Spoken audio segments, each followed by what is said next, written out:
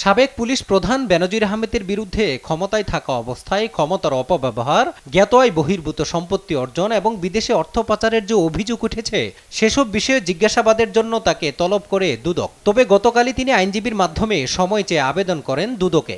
চিঠি পাঠিয়েছে সময় চেয়ে 15 দিনের সময় চাইতে পারে, আইনে বলা আছে 15 দিন পর্যন্ত সময়। যদি সন্তুষ্ট হয়, অনুসন্ধান কর্মকর্তা সন্তুষ্ট হয়, সে সময় মঞ্জুর করতে পারে। নির্ধারিত সময়ে না আসায় অনুসন্ধান কার্যক্রমের অংশ হিসাবে আইন মেনে তাকে 23 জুন পুনরায় তলব করেছে সংস্থাটি।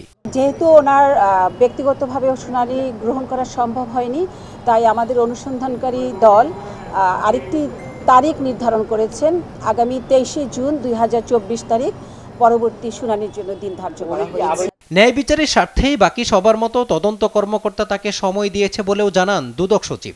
ন্যায় বিচারের স্বার্থে অন্যান্য 10টি কেস, অন্যান্য সব কেসের মতো এই কেসটিও ব্যক্তিগত শুনানির জন্য দিন ধার্য করা ছিল এবং অনেক সময় যখন কোনো ব্যক্তি উপস্থিত না হন, এটি কিন্তু পরবর্তী একটি তারিখ নির্ধারণ করে দেওয়া হয়।